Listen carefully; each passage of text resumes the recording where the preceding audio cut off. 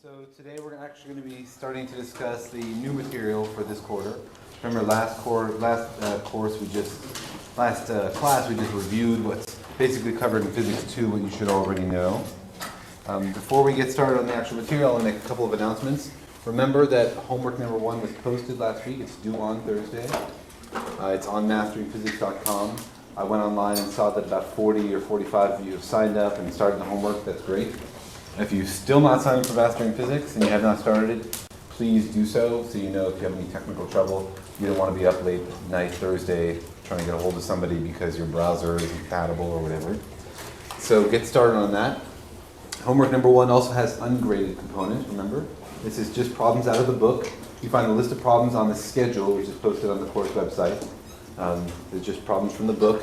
And you need to try them before the discussion. The discussion is Wednesday. All right? And you want to look at the problems and try them on your own before the discussion. So you show up with questions like, I tried it this way, but I got stuck. I tried it this other way because I got stuck. Discussion is not a place for you to sit passively and watch somebody else solve problems for you. You get plenty of that in here at lecture time. The discussion I really want to be interactive, where you've tried it, and you got stuck, and the TA is helping you get over your hurdle. Because solving homework problems on your own is the best way to learn these problems. Okay, the best way to master these concepts are to try solving homework problems by yourself. That's when you really know if you know the stuff or if you don't know the stuff.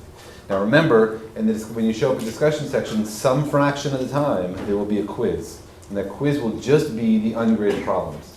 So if you've already tried them and figured them out, there you go, 100% on the quiz. That's a nice feeling for the whole day. If you haven't, you'll be sitting there trying to do the quiz. There probably won't be enough time to figure everything out. So really try the ungraded homeworks before discussion tomorrow. Questions about that? Okay. All right, so anonymous poll. What have you done so far on your homework?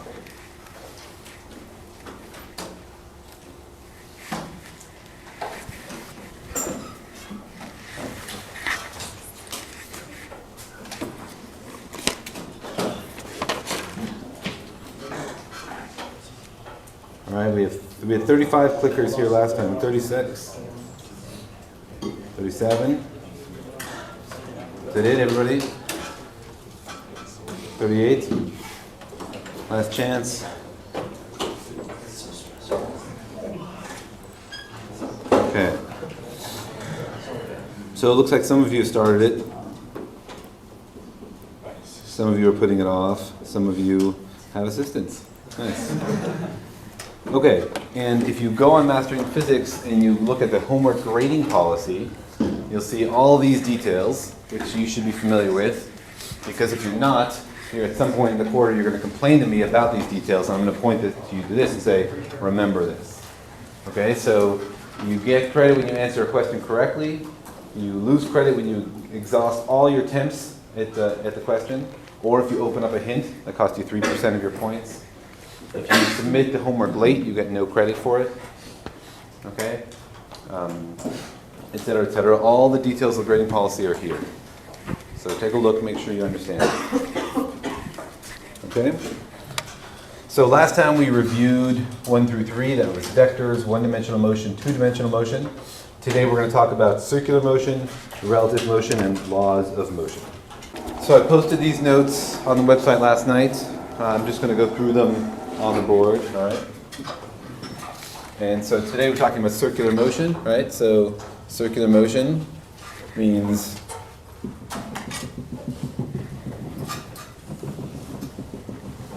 motion in a circle, obviously. Now, in order to have what we call circular motion, there are 2 conditions.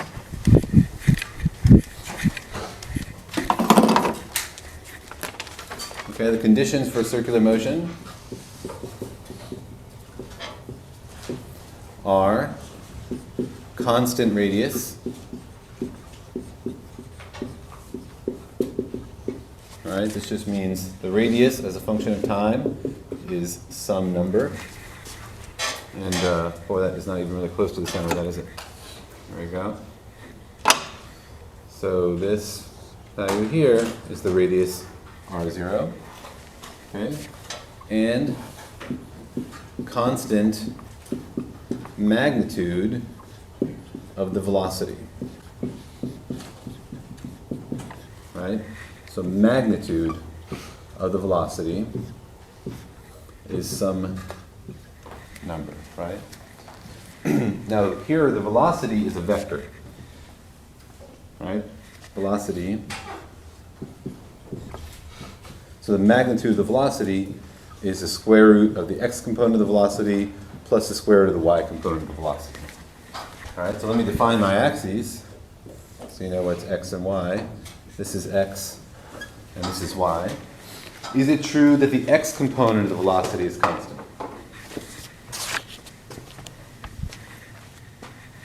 I have a head shaking over here. No. What about the y component? No. But the magnitude is, right? Okay, so let's trace through the motion here. Figure out what we're talking about. Okay, let's think about it carefully in terms of the components. This is a good example of what two-dimensional motion can be broken down into two one-dimensional parts and thought about more easily. Okay? So this is time. This is x of t. Okay, and sometimes if I'm writing on the board, I have to turn around to write on the board. So if you have a question, just cough or shout something out. Something appropriate, hopefully. Okay, and so let's say we have an object starting here, moving this direction. Okay? So if this is x and this is 0, 0, then at time equals 0, the x value is positive, right? So we say x starts here. Okay, now as time moves along, x only decreases. In fact, we started here at the maximum value of x. Right? Never again will it be a larger value. Right? X decreases until it goes down to 0. Right? And then it goes through 0 to negative values of x, where it reaches a minimum. Right? And then back again. Right? So when it's at that red point, it's here. When it's over here, is when it has its negative, most negative value of x.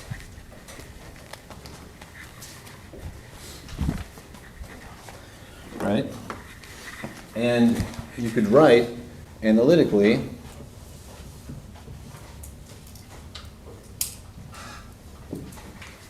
right, it's just a cosine. We're just taking the component, right? The radius is constant. The x component is just the projection of the radius along the x-axis. It starts off large, it goes to 0, goes negative, 0 again, and then large. All right, so no surprises there. Okay, now let's think about the velocity, v of x.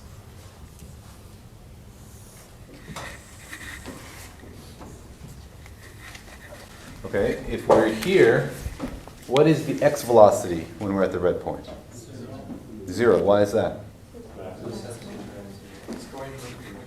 It's going vertically down. Its velocity is perfectly in the y direction, right? Okay, now that doesn't mean that over here it's not going to have a different x value, right? But in this moment, the x velocity is 0. Good. So the red dot here. All right, and then as time proceeds, what happens to the x velocity? It goes up. Starts from 0 and goes positive? Negative, right? The x velocity is going negative. We're moving towards negative x. Right? So x velocity goes negative. Right? And where does it reach the minimum, the most negative x velocity? Right here, right? When it's here, all of its motion is in the negative x direction. Remember, this constant magnitude of velocity. So this velocity was pointed negative y, now it's pointed negative x over here, right? So when x has a 0 value, the velocity has its most negative value. So if I knew how to draw things accurately, this would be here, right? and then it would come back up to 0 velocity. Again, 0 velocity, and a maximum over here. Okay, you get the idea. Okay? And we know that the velocity as a function of t is just the derivative of the position. So that's, all right, now we got this function by sort of doodling it out from our knowledge of the motion. We could have also just taken the blind mathematical road and said, I know the position function. Encoded in the position is the time dependence of it, which means I can take the derivative. Oops.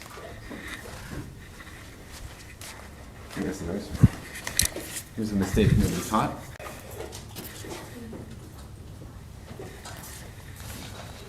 Right? Encoded in the position is all the information about the time. I can take the derivative of the position to get the analytic function for the velocity. Now it's good to then think about these things physically and make sure they make sense. It's easy to make sign mistakes. It's good to check your answer, etc. Okay, questions about that? Okay. No? Good. So let's do y of t. What does y of t look like? Right? Same story. Okay, so in the initial position, what's the y value? And the red dot? 0, right? And then it's going to go up or down? Down. Down, right?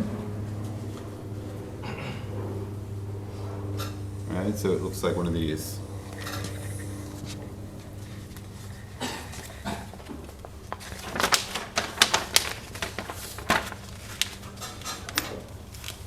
Right, and then we can draw the velocity in y.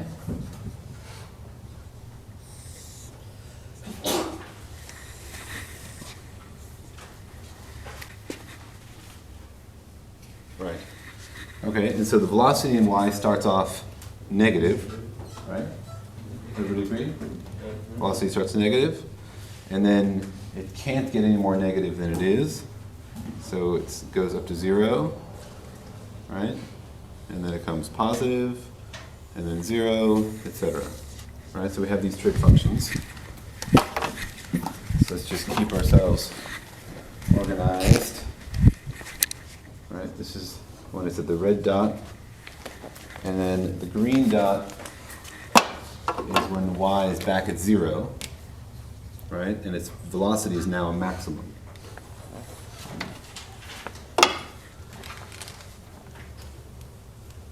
Okay, so we have velocity in y, we have velocity in x. What if I wanted to draw, this is time, the magnitude of the velocity? What would that look like? Straight line, right? The condition for a circular motion is constant magnitude of the velocity. Now the velocity switches between x and y, but you know sine squared plus cosine squared is 1, right, which is convenient because Vx and Vy have the same maximum value, but there's a cosine squared in one of them and a sine squared in the other one, which all cancel out and just give you the total magnitude, right? I think it's nice sometimes to think about these things mathematically, like how does the expression actually get you the answer? Sometimes it's nice to think about things geometrically, right? It makes sense intuitively that something on a circle is trading x position for y position, x velocity for y velocity, right? That makes sense. It's easier for me to think about it that way than look at sine squared equals cosine squared. For the velocity thing, do you need to radius there? Because vt then it's just.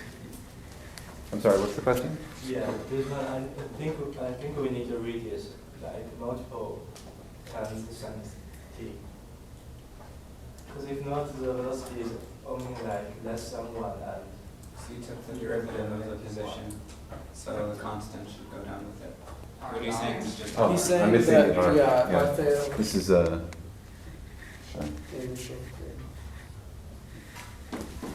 Yeah. Okay, thanks. Okay, and so let's keep translating our knowledge into other variables. What if we said, what does, so here's time, what does theta look like? And I'll define theta to be this angle here. So theta equals 0 is here. So what does theta look like? How does the angle progress? Linear, like a straight line and it jumps back. It jumps back. Why does it jump back? It jumps back because as soon as it passes the first line, it goes back to 0. Okay. So say this is 2 pi, right? So you've gone around a circle. Now first of all, you're saying it's a straight line. So you're saying this constant radial velocity. Why is that? That's right, the angle is changing smoothly, right? Okay. And then you're saying what happens here? It's going to jump back down to 0. So there's a discontinuity. Can you have a discontinuity in a physical function?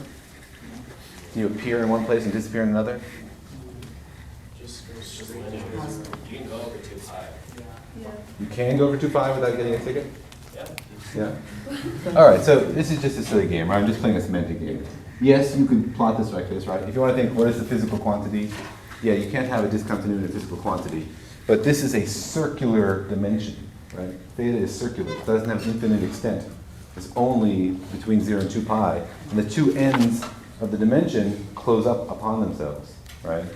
So up here is really the same thing as over here, right? So if your convention is that you never say anything about 2 pi, then yes, theta looks like this. But you could also just, plot it up here to infinity. It doesn't really matter. Okay, so When you draw a straight line down, would you draw a dotted line here? I don't know. I mean, it's a line with would be an infinitely negative slope. So wouldn't 2 pi be the value of the theta, not the t, so it would be the y-axis? oh yes, you're right. Thank you. This is 2 pi here, and this is however long it takes to go around, depending on the velocity, right? Thank you. Okay, so now let's think about the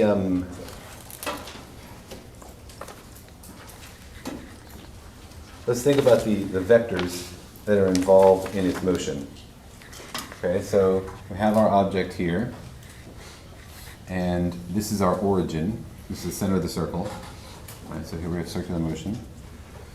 We put this at 0, 0. So our position vector,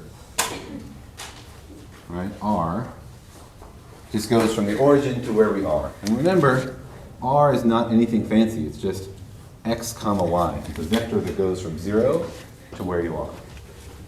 Okay? So that's the position vector. The velocity vector, right, is vx comma vy. All right, so if we're at this point, the velocity vector is tangent. Should use another color.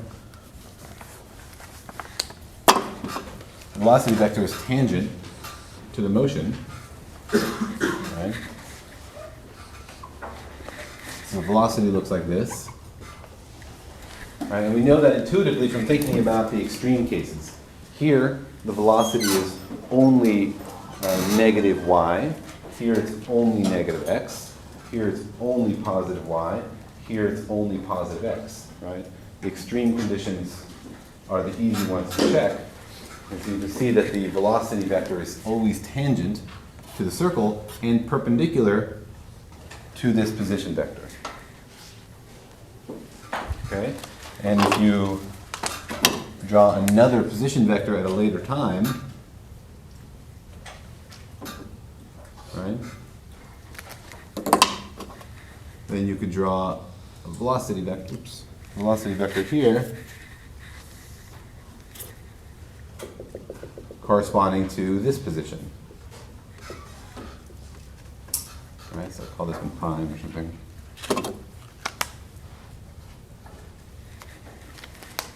Okay, so the velocity vector is always tangent to the circle and perpendicular to the position.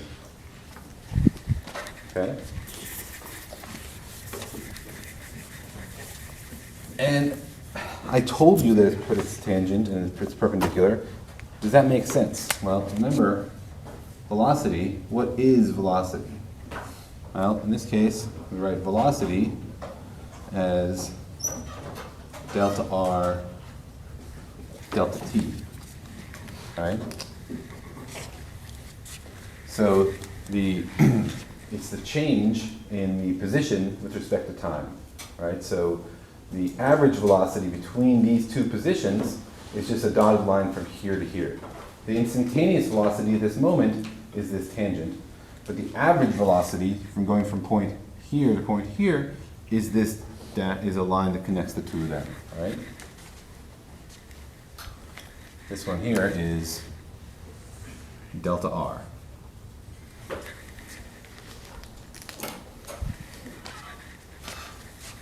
Okay? So this one is tangent to circle, to the circle, and perpendicular to the position. Okay, what about the acceleration? Let's figure out what's going on with the acceleration. Okay, so acceleration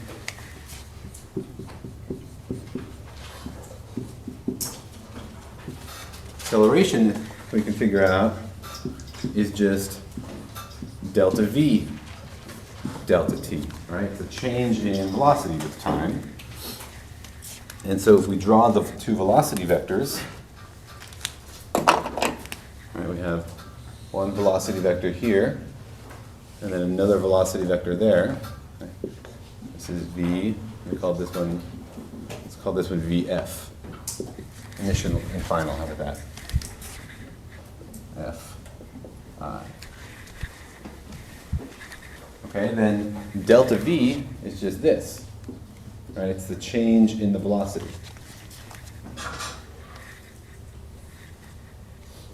So the acceleration is going to point in the direction of the change of velocity. Right? So acceleration points this way. So the position points from the center to the point on the circle. The velocity is tangent to the circle, right? It's changing the position along the direction of the circle. And the acceleration points back in towards the center. Okay? Because the acceleration is in the same direction as the change of velocity. See, here we have a vector divided by a scalar. Right? What happens when you take a vector and you divide it by a scalar? You can't change its direction, you just change its magnitude. Right? So that means that delta v and acceleration have to be in the same direction. Okay, and you see that delta v is the difference in these two velocity vectors. So the acceleration here points in.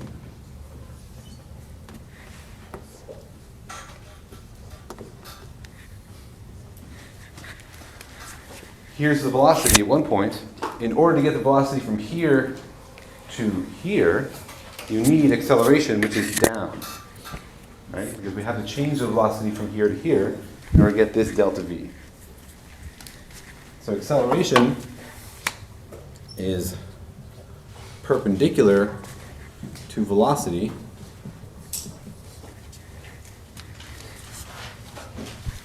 and points towards the center of the circle.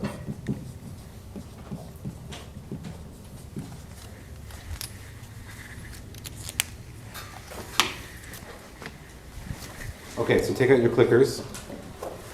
So the question is, in circular motion, we have constant magnitude of velocity, but non-zero acceleration, because why?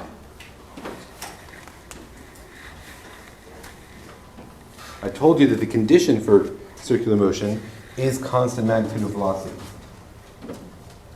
So how do we have constant magnitude of velocity, but still have some acceleration? Because acceleration is change in velocity.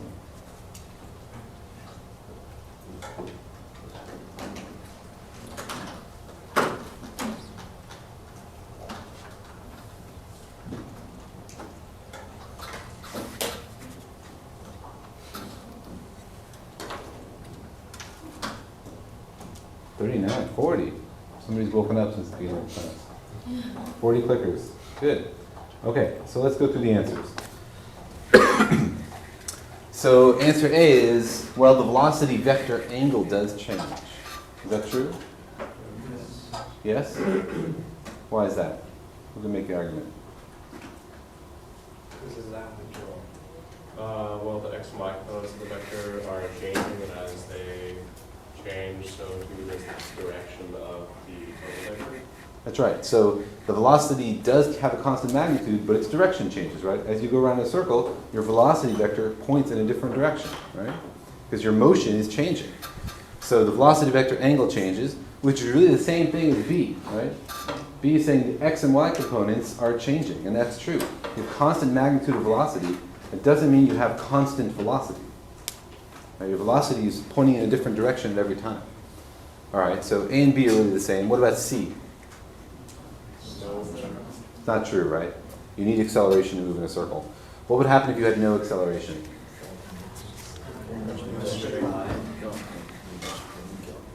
So, sorry? You just stop going around, you just live in a straight line. If you had no acceleration, then you wouldn't change your velocity ever, right? That's what no acceleration means.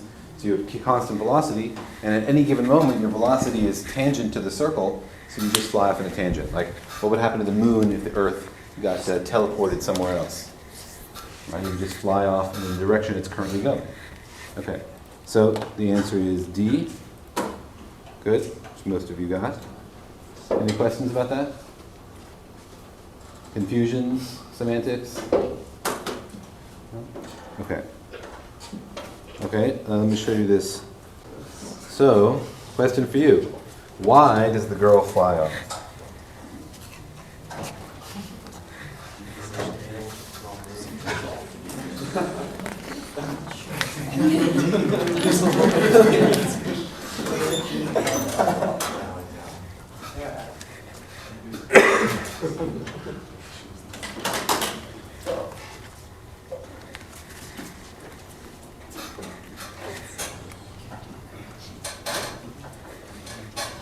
All right, a few more seconds. Clicking everybody. Okay, 41. Okay, so let's talk about these. We saw that the girl flies off from the center of the merry-go-round, right? And everybody knows that. You don't really have to put your kids on this thing to figure that out. So what about A? A says the reason is she has acceleration away from the center. And you may have heard of centrifugal forces, right, which push you away from the center. So anybody want to argue for A? She has acceleration downward, back off the fly. Okay, so anybody want to argue for A? No? Who wants to argue against A? Why is A wrong? Towards the center. When you're moving in a circle, the acceleration is always towards the center. Okay, so that's just saying that it's not true, right? What would happen if she had acceleration away from the center? Well, the way she kind of flew off is that she flew off in a direct tangent, and if she had acceleration away from the center, she'd fly off still. It would be like a more diagonal vector. It wouldn't really be a tangent, because she would have a y component of acceleration Right. also. So. Okay. B, she's missing acceleration towards the center. Anybody want to argue that B is correct? How about you? Do you think B is correct? No, I don't think that's correct. You don't think B is correct. Why not? Because when you move in a circle, you have acceleration towards the center. Okay, but she flew off, right? She's no longer moving in a circle. Striped shirt in the back? It's because she's no longer holding on to the spinning thing, Okay. so she no longer has the acceleration She doesn't have, towards the center. she doesn't have the, you said one of the conditions was the constant radius. The constant radius is her holding on to the merry-go-round, and so that's why she flew off, because she didn't have a constant radius. Okay, so what I'm hearing from both of you is that she was accelerating towards the center as long as she could hold onto the bar, right? She was pulling herself towards the center. So her force holding onto the bar, that was keeping her in circular velocity, circular motion. Does everybody agree with that? Yeah. Anybody disagree? Her arms or fingers or whatever, right? Acting like the radius lines on a circle. That's right. Okay, and if we look at right? Remember, she has to have acceleration towards the center in order to move in a circle, because she has to change her velocity. One moment she's like going like this. If she wants to stay moving in a circle, her velocity has to change. For her velocity to change, she needs acceleration. Acceleration has to be pointing towards the center. In her case, she was providing the acceleration. Now, the acceleration you need is connected to the speed, right? And we'll learn about that in a minute. But the faster you go, the more acceleration you need to stay going in a circle. And so eventually, she wasn't able to provide that force, and so she could no longer move in a circle. Okay, questions about that? Acceleration is kind of like acting like a rope holding you in the circle. Sorry, the accelerations. The acceleration is kind of like acting like a rope that's keeping you from going far enough. That's right. Another way to provide acceleration towards the center is a rope, because a rope is conveniently located at the center and tied to you. So a rope could provide that as well. Her arms were the rope, but she lost the grip. Playground survivor or whatever. Okay. Okay, and the accelerate and a couple of formulas. There we go. The acceleration you need is v squared over r. Okay, and the period, the time it takes to go around in a circle, is the distance you go, 2 pi r, over your velocity.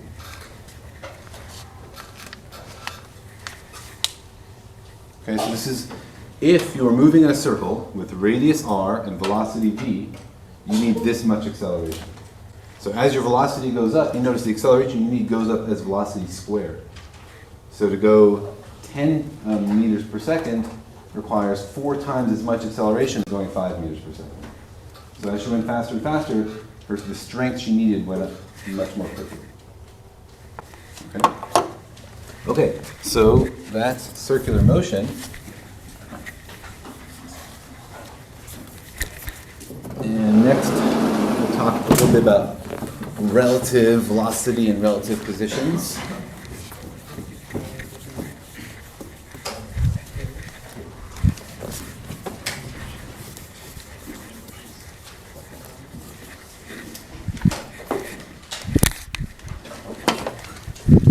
Okay, so we're going to talk about relative velocity and frames of motion.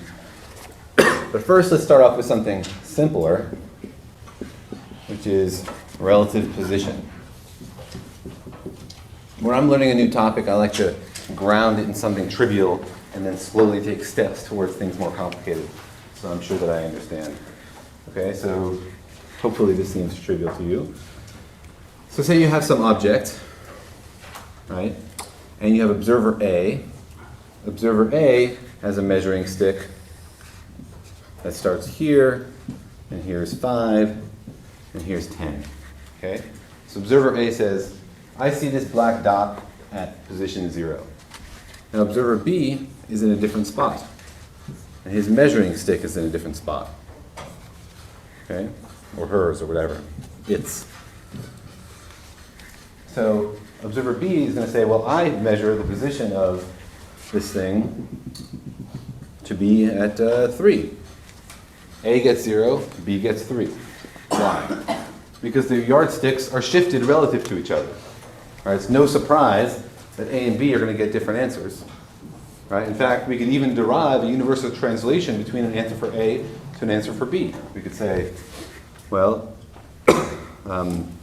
the position from B is equal to the position from A plus the difference in their origins. Right? If these guys are shifted by 3, then the difference in the origins is going to give us the shift we need. So let's see. B is A. So if A gives 0, I want 3 here. So this is going to be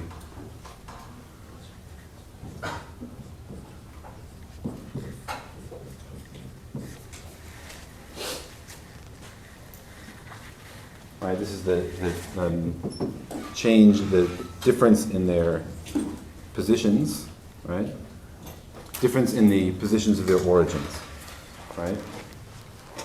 So you can transform from reference frame A to reference frame B. Now here the reference frames are trivial. There's no difference in the velocity between the reference frames, it's just a difference in position. This is just like saying I'm going to move the axis over by 3 units, right? It makes sense you get a different number, okay? That's the easy case, all right? What if instead of measuring position, we're measuring velocity, all right? Like say, for example, we have a moving walkway, okay, like one of those guys at the elevator, at the airport, right? Cycling along. And here we have a guy standing on the moving walkway.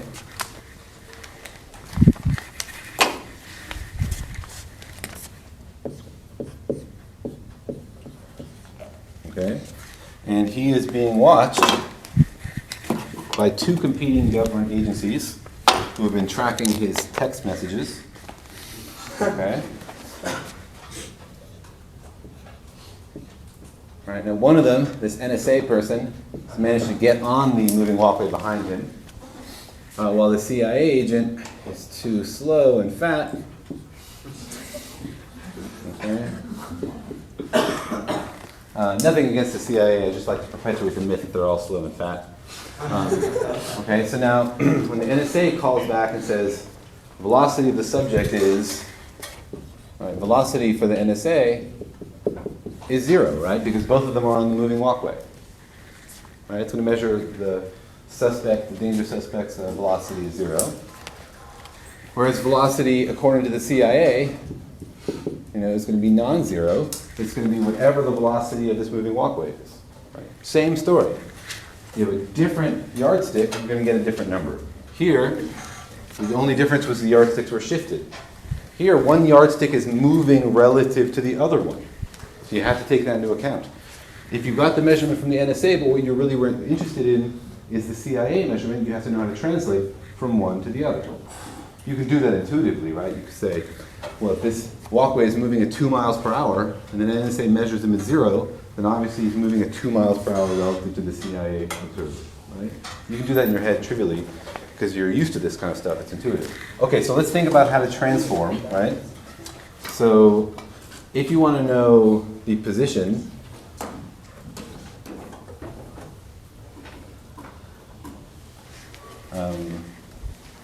let's see if this is the right notation to use. Okay, so here we have our object of inquiry we call P. Can you guys see this red? Should I shift back to black or is red okay? You can see the black, good, okay. All right. Here's B, here's A. All right, A is moving.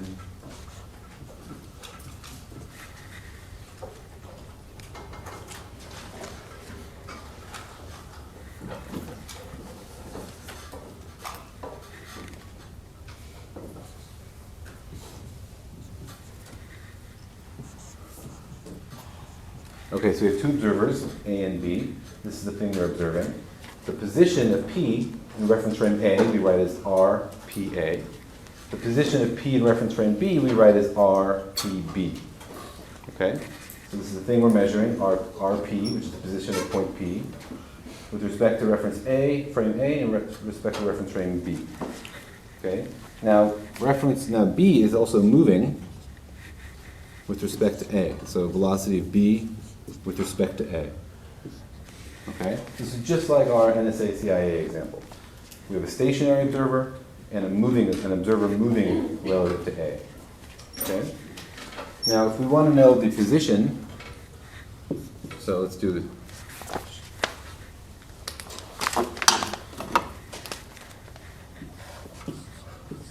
We want to know how to transform position from reference frame A to B. It's easy. We say the position of object P in reference frame A, this is a vector, is its position in reference frame B plus the relative velocity times the time. Okay, does that make sense? Well, let's think about a couple of cases. What if the velocity was 0? If the velocity is 0, this term drops away, and it says that the position is equal, right? So this is true if these guys started out at the same place. at time equals 0, if A and B are on top of each other, then that's true. Then what happens?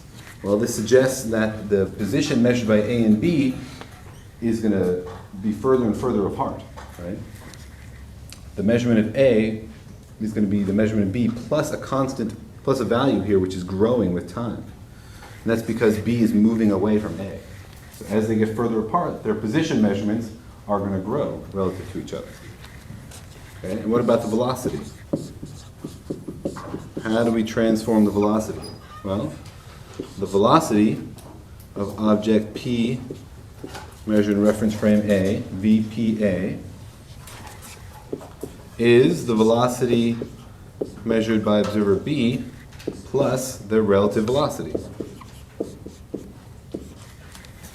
Right? So this is velocity of particle P, or object P, in reference frame A, is the velocity in reference frame B plus the velocity of B relative to A.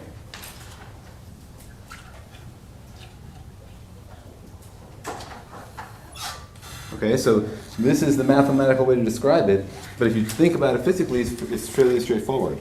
Right? This just says the velocity relative to the CIA is the velocity relative to the NSA plus the NSA's velocity relative to the CIA.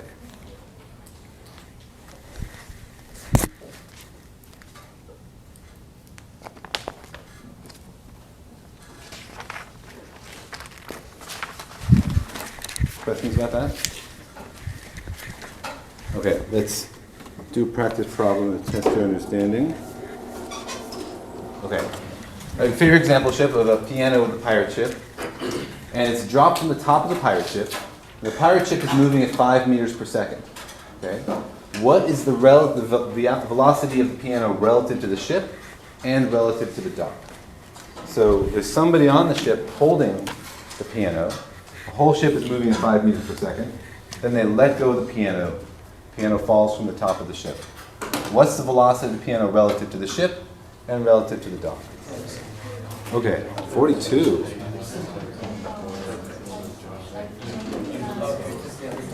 Okay, so who has an argument for why they chose what they chose? So, anybody choose A? Anybody choose A? Nobody. Okay. Anybody choose B? Nobody's willing to say they did. But I can check. Okay, you people. Somebody doesn't know how to press C or... Okay, so C. Who wants to describe why C is the right answer? Yes, sir. Well, at first, I was a little skeptical because I didn't know if the ship was moving towards or away from the dock. But I saw that, I know the piano relative to the ship, since it's on the ship, it's going to be 0 relative to the ship. So I just saw that C was the only one 0 and made sure to check it, that it should be some value away from the dock. So I chose C.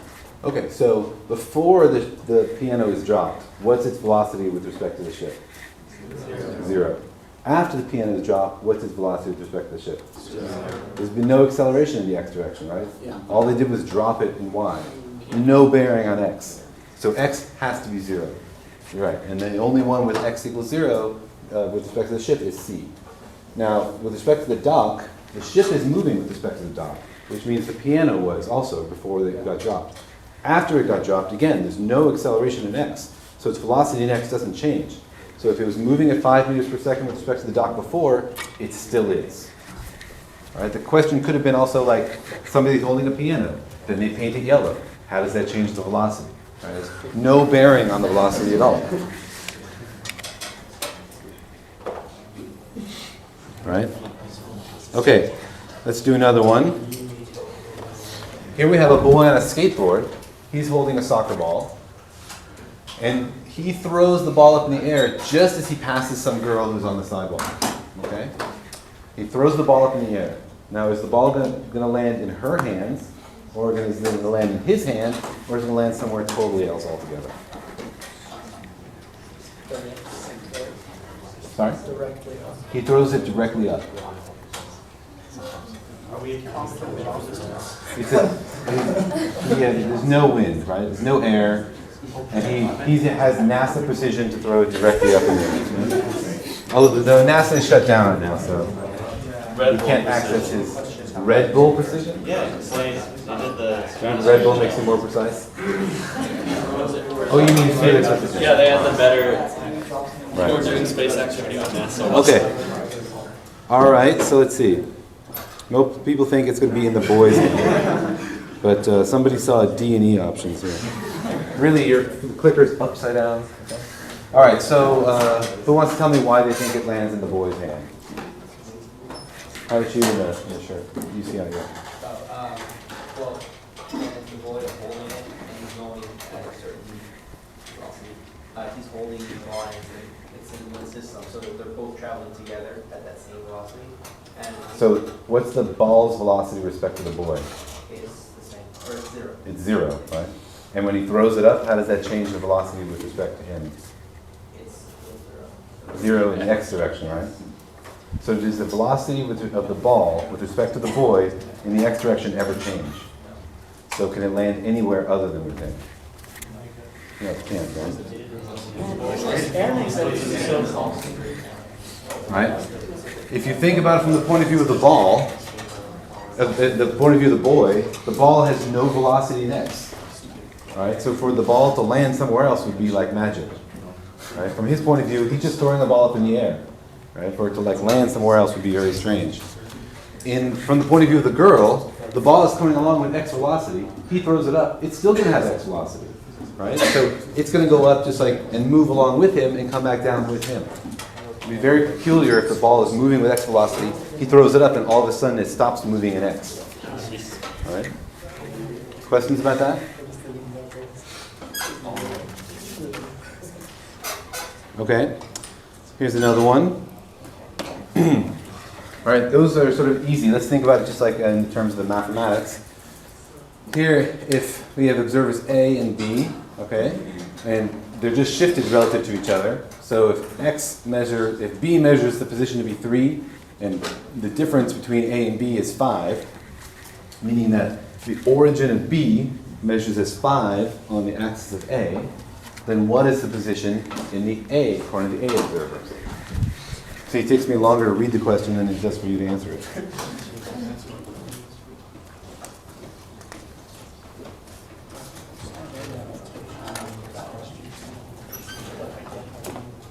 Okay, clickety click click, everybody.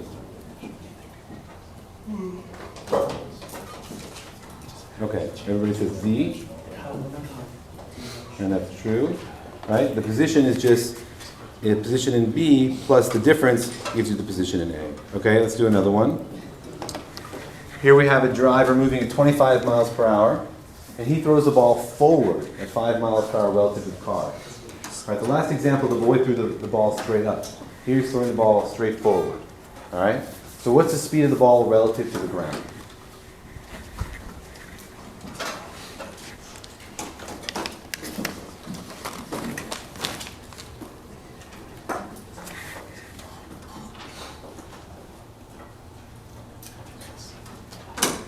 Okay, 42, magic number.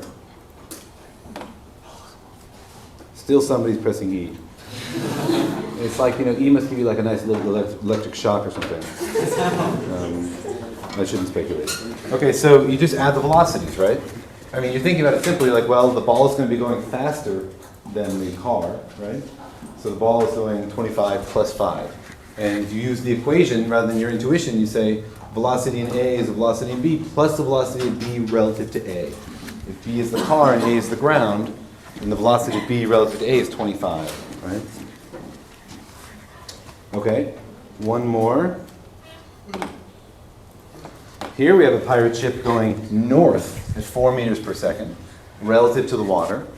And it launches a piano, it's got a piano cannon, 3 meters per second to the west relative to the ship, okay?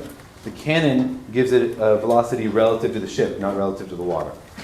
So it's moving at 4 meters per second north, and it launches a piano 3 meters per second west. What's the magnitude of the piano's velocity relative to the water? So the velocity in the north direction is still 4. relative to the water, because it was before, and there's been no acceleration. Velocity in east-west is now 3 meters per second relative to the ship, but the ship has 0 velocity relative to the water in east-west direction, right? So velocity of the piano relative to the water in east-west is 3. So it's just square root of 3 squared plus 4 squared, which is 5. Questions? Okay, good. So now,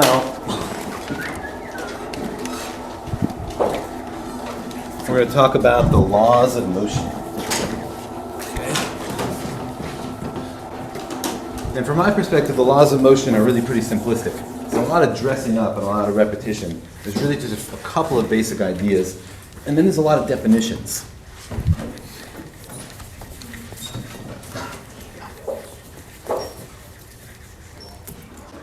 Okay?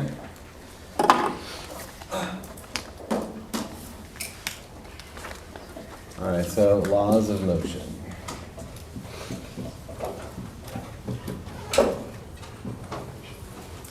Okay, so remember, we've noticed in the world that sometimes things change their velocity, right? We just call this acceleration.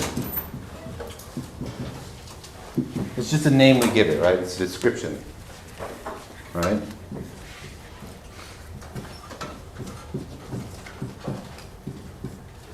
What is the cause of acceleration? What makes things accelerate? Net force. What does that mean?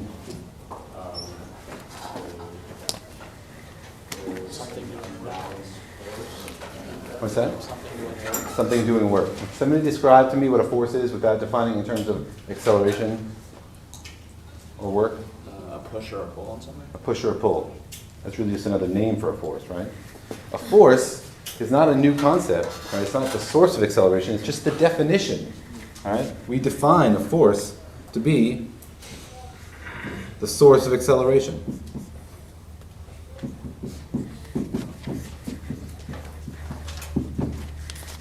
Okay, these are just definitions. Saying there's such a thing as a force in the world is just a definition. We say force is mass times acceleration. That's saying, well, we notice there is acceleration in the world.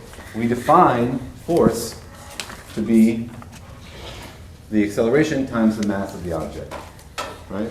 Or similarly, you could say, well, we define acceleration to be the force divided by the mass. Right? Either way, you could say, I notice there are these things called forces in the world. Right? How is that connected to acceleration? Well, the two concepts are really the same thing. Okay? And acceleration is a change in velocity. A force is something which causes a change in velocity. A force is something which causes acceleration. Okay, these are just definitions.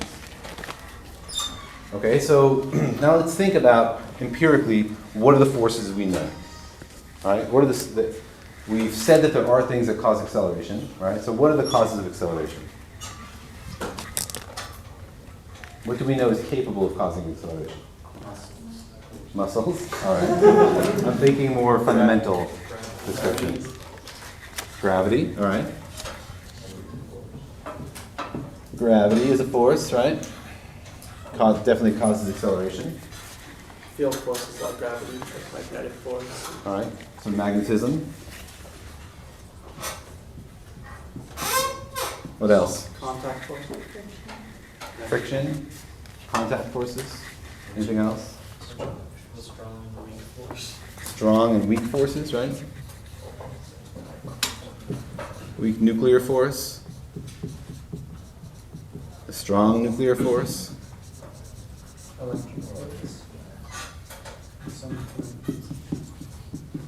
right. Electricity. Electrical forces. Okay. Now there's some other suggestions made. Friction. Is friction a unique force? Can we describe it in terms of these other ones? All forces can be described as some combination of those five. So friction is not a different force, right? Friction is things at a microscopic scale grabbing into each other. So it's really things touching, right? It's a contact force. Where does the contact force come from? Electrical forces, why is that? Because the electrons push off each other.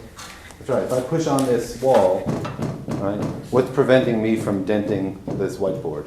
The electrons that are moving around the board. That's right, the electrons in my body are being repelled by the electrons in this board, right? Okay, was there a question? Okay.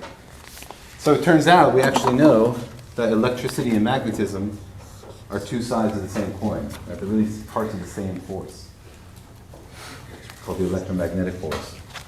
And then in the 70s, we discovered that these three are actually connected. We call it electroweak.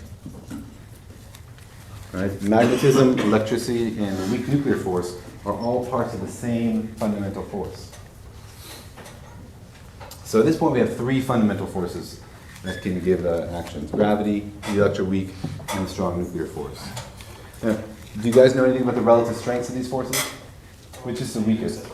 Gravity. Okay. What's the dominant force in, for example, the solar system? What determines the fact that the Earth goes around the sun in the race? Gravity, right? So you just told me the gravity is the weakest force. Why does it seem like it dominates the structure of the universe? Because we have so much math in the solar system. Because we have so much mass in the solar system. Okay. Doesn't that mass contain an enormous number of electrons, all of which potentially have electromagnetic forces, which are 10 to the 10 times stronger than gravity? In the very back. Gravity has a much larger range, I guess. Gravity is a larger range. Why is that? Don't the electrons in my finger feel forces from the electrons in Alpha Centauri? They do. Somebody deletes Alpha Centauri, we all feel it. Any other ideas? Well, the other forces are kind of, maybe it's just that they're harder to observe. They're harder to observe. You ever see lightning? Yeah. These are really great ideas, though. Yeah. Gravity works the way it does, the way we observe it, is because everything's on such a massive scale, where a tiny little magnet can just stick to your fridge and completely oppose gravity, and it's just this big, whereas it takes the entire planet to make my pencil drop on the desk. So that's my question. Why is gravity seem to be dominant, given that it's so much weaker? Say, for example, I give the sun a massive positive electric charge, and the Earth a massive positive electric charge. Would that change our orbital dynamics? Yeah. Absolutely. Right? It wouldn't take that much charge. Because gravity only has one charge. So there's one charge. What does that mean? It can't be canceled out, right? Because you have positive and negative, and for all the other. These forces are so strong that they almost automatically come into equilibrium. If you gave Jupiter a massive negative charge and the sun a massive positive charge, that would cancel out pretty quickly because Jupiter would get sucked into the sun. Okay? There's no way to balance gravity. There's no negative mass, right? No repulsive gravity. There's only attraction. Right? So these guys are so strong, plus they're balanceable. Right? So that basically we're in, most of the universe is in electric equilibrium. And if it wasn't, it very quickly rectifies that situation. Over enough time, wouldn't gravity reach equilibrium where everything is just in a big pile? Well, if there wasn't dark energy, then eventually the whole universe would collapse back into a point. Yes. But it turns out the universe is actually accelerating in its expansion because there's a massive unknown force causing that to happen. Okay, but back to freshman physics. So, any other questions about that? Okay. I just have a quick question. Yeah. What's that one theory that relates that eventually the expansion of the universe is going to stop and it's going to come back in and then expand again? What's that called? So there used to be three theories about the fate of the universe. One is universe will expand forever. Right? Another one was universe will collapse. And these two they thought was, the fate of the universe they thought was determined by how much mass there was. If there was enough mass in the universe to slow it down from the initial explosion of the Big Bang and pull it back together, then it would collapse. Otherwise, it would expand forever. And there was a middle ground here, right, where the universe just basically, coasts okay? It's called the flat universe. Now, they went out to measure this, right? And they discovered, this is amazing, they discovered no, okay? The universe is actually accelerating outwards, okay? So the rate of the universe's expansion is increasing constantly. This is discovered by looking at supernovae about 10 years ago. Question? Did anybody ever consider the possibility that it's just that the Big Bang is still exploding? Basically, I mean, like, could it just be the case that the dark matter and dark energy that we're seeing that are causing the universe to expand could just be the wind from the initial explosion? Well, given that nobody knows what caused the Big Bang or what happened before it, and nobody has any idea why the universe is continuing to expand, that's a fine theory. Because we have no idea. I mean, the only thing, this is the only thing we know about dark energy. This is all we know. We've seen the universe is accelerating, and we don't know why or what's doing it. Obviously, there has to be some additional force that we haven't accounted for that's causing this. Not to mention, the energy required to accelerate the universe is enormous. And the total energy, if you take the energy budget of the universe, right? Looks something like this. 5% of all the energy in the universe is stored in terms of matter that we know, what we call baryons, protons, neutrons, matter, stars, gas, dust, etc. That's a lot of stuff, right? Because there are jillions and jillions of stars. Each of them are really big. 20-ish% is dark matter, which means it's some kind of matter that's out there, we can't see it, we don't know what it's like. It has no magnetism, no electricity, no strong force. It has gravity. We don't know if it has any weak interactions. It's something that's dark that's out there, we don't know what it is. But there's more dark matter than there is normal matter. Right? So for every sun, there's 4 times as much dark matter lying around somewhere. The rest of the stuff, 70%, is dark energy. It's causing the universe's expansion. Whatever it is, it's very, very powerful.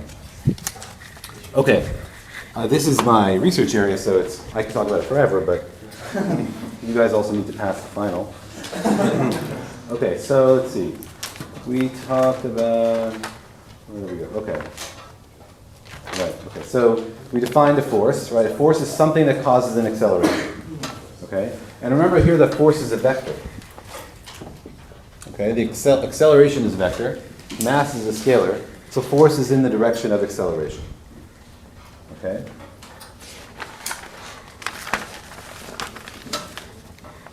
Okay, so for example, if you have a ball, right? Here's some ball. And you give it, and it has some initial velocity, v0, right? But the net force on the ball is 0. And what's going to happen to the ball?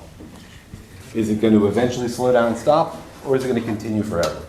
Well, right, because, why? Well, I told you there's no force. Force is just another way of saying mass times acceleration. So no force means no acceleration. So no acceleration means no change in velocity, which means you continue with the velocity you have, right? Okay. And now this mass here, what is this? Mass, right? This is some inherent property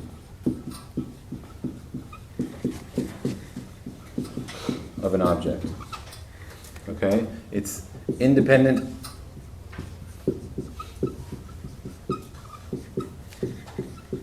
of your location. It's independent of the device you use to measure it. Okay? It's just some quantity of this object, the mass. Right? And the mass is, for example, the sum of the masses of the things that make up the object. But mass is also a quantity you can relate to for fundamental particles. Like tiny electrons have mass. It's an inherent property of objects in this universe.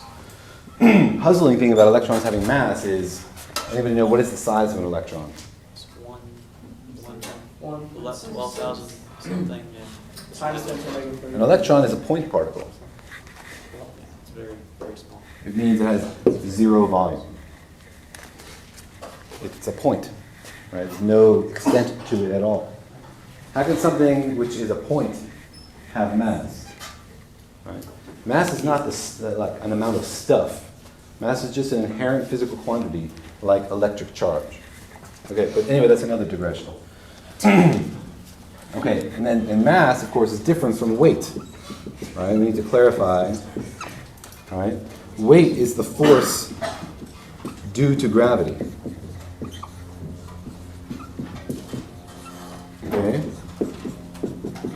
that's if you say take the acceleration and say, what is the force due to gravity? Well, it's just the mass times the acceleration due to gravity. Okay, and this, of course, is dependent on your local gravity.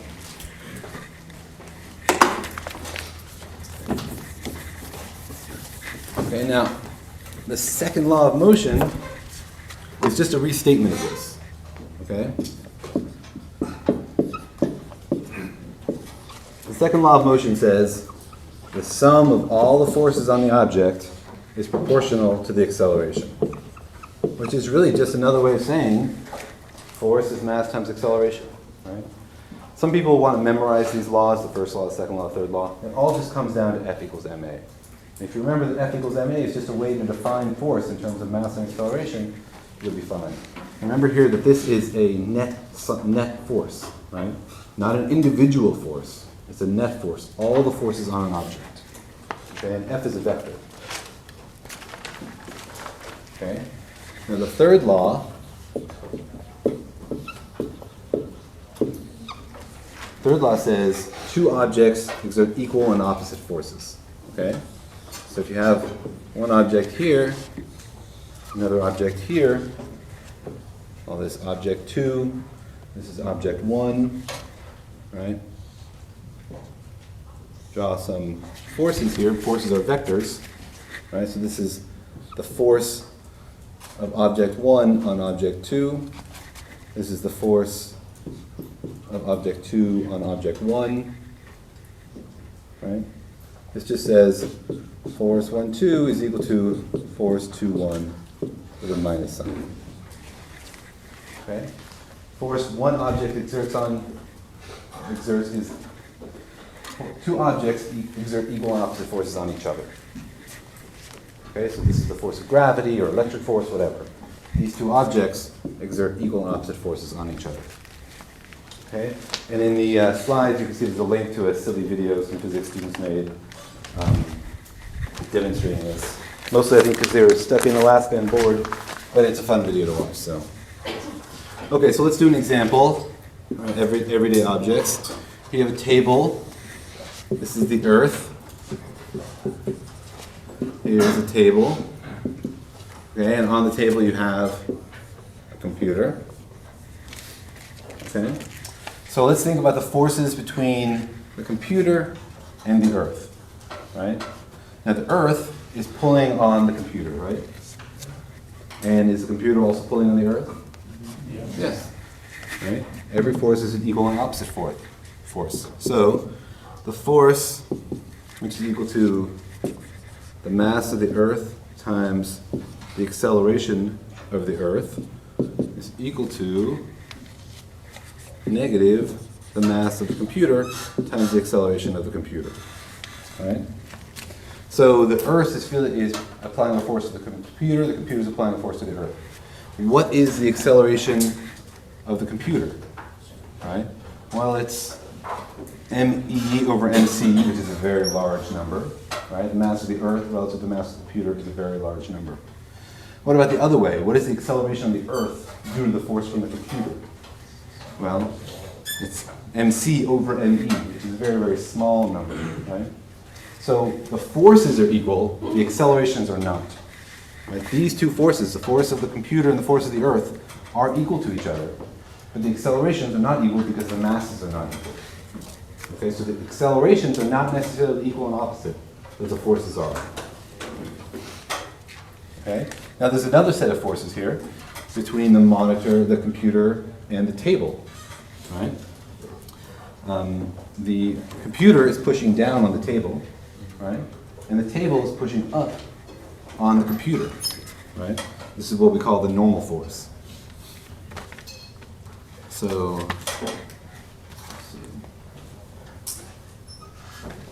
all right, so the computer is getting pulled down, right? onto the table.